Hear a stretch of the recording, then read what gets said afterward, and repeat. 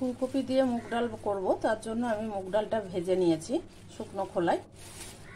এই প্রেসারে সেদ্ধ করব, এই প্রেসারেই আমি হালকা করে ভেজে নিয়েছি। হালকা নয়, দেখো কালারটা চেঞ্জ হয়ে গেছে পুরো, আর সুন্দর একটা সুগন্ধ বেরোবে, তখন বুঝে নিতে হবে যে ডালটা ভাজা হয়ে গেছে।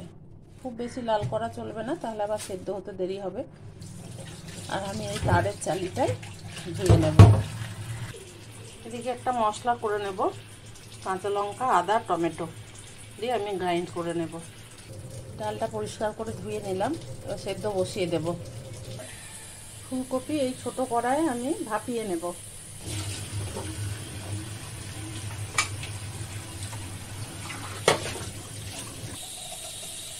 নুন দিয়ে দিলাম। ফুলকপি ভাপানো হয়ে গেছে, যদিও একটু বেশিক্ষণই করেছি, 40% মতো আমি করে নিয়েছি। এবার জল ফেলে দেব। পাত্রে অল্প তেল দিয়ে দিলাম, সর্ষের তেলে করব। তেল গরম হলে ফুলকপিটা ভেজে নেব।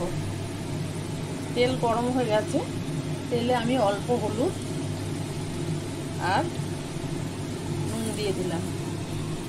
নুন দিয়ে ফুলকপিটা দিয়ে দিলাম।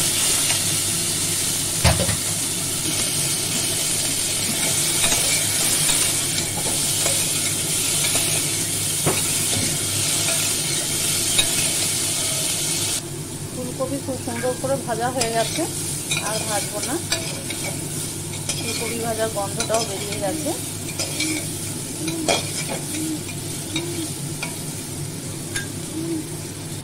প্রেসারে আমার ডালও আধ সেদ্ধ হয়ে গেছে, পাতা পাতা করে ভেজে ভাজা হয়ে গেছে, সেদ্ধ হয়ে গেছে।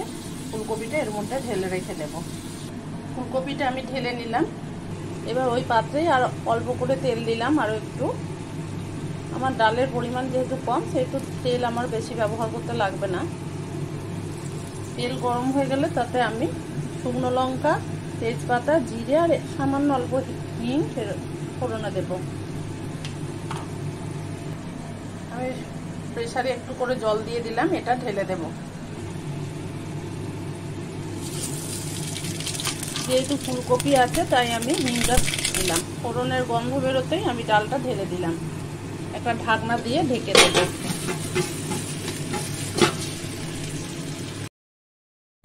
যে মশলাটা আমি করে রেখেছিলাম, সেই মশলাটা একটা ছোট কড়াইয়ে নুন আর হলুদ দিয়ে আমি কষিয়ে নিচ্ছি।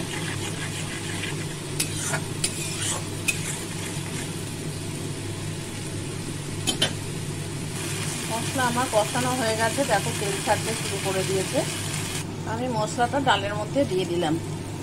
আমি মশলাটা ফোড়নের সময় দিলাম না, কেন কি তাহলে হিঙের গন্ধটা চলে যাবে। আলাদা করে আমি মশলাটা কষিয়ে নিলাম।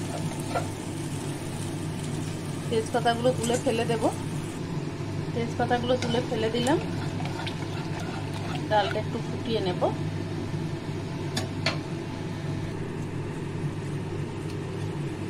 সামান্য একটু চিনি দেব, যেহেতু মুগ ডাল।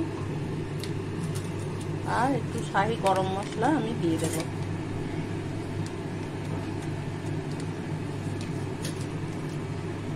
দিয়ে ঢাকা দিয়ে একটু ফুটিয়ে নেব।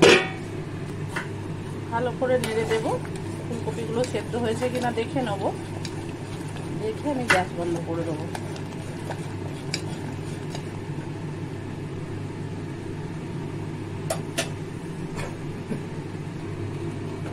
ফুলকপি খুব ভালো সেদ্ধ হয়ে গেছে, এই পর্যায়ে আমি গ্যাস বন্ধ করে দেব। দেখো আমি পরিবেশন করে দিচ্ছি, তোমরা এইভাবে বানিয়ে করো।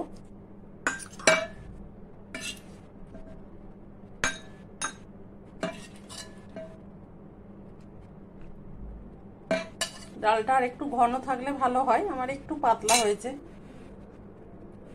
আমি ভাতের সাথে দিয়ে দিচ্ছি। ভাতের সাথে দিয়ে দিলাম, সাথে উচ্ছে ভাজা আছে।